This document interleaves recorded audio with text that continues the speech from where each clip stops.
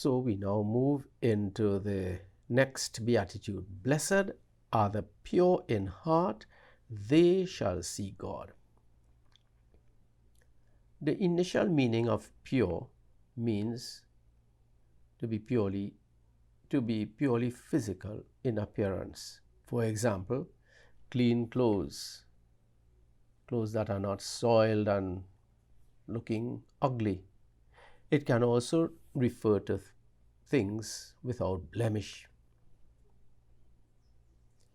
things without mixture.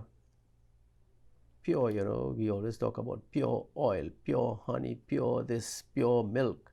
Things without added ingredient that changes the characteristics of something.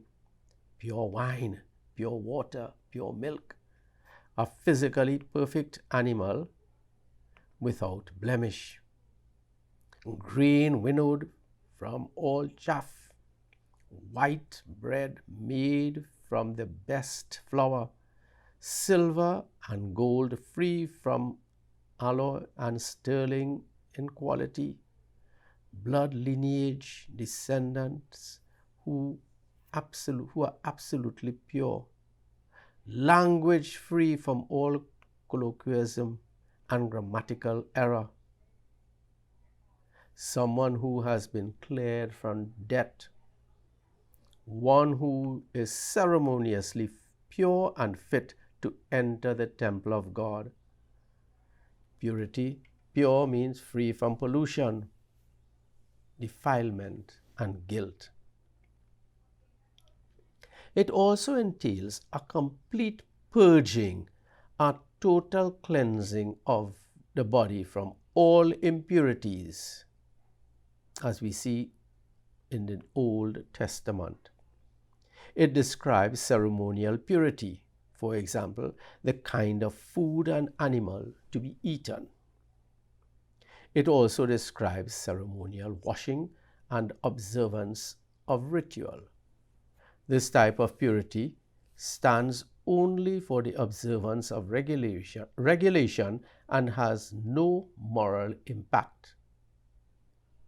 In Exodus, it is repeated about 37 times, and in Leviticus, it is used about 34 times. For example, Leviticus chapter 11 mentions that certain animals were considered unclean, and Numbers chapter 19 verses 11 to 13 teaches that persons were considered unclean for 7 days merely by touching a corpse.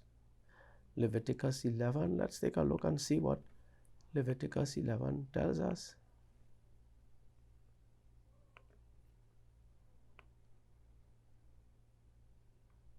Yahweh spoke to Moses and Aaron and said to them, speak to the Israelites and say, of all animals living on the land, these are the creatures you may eat.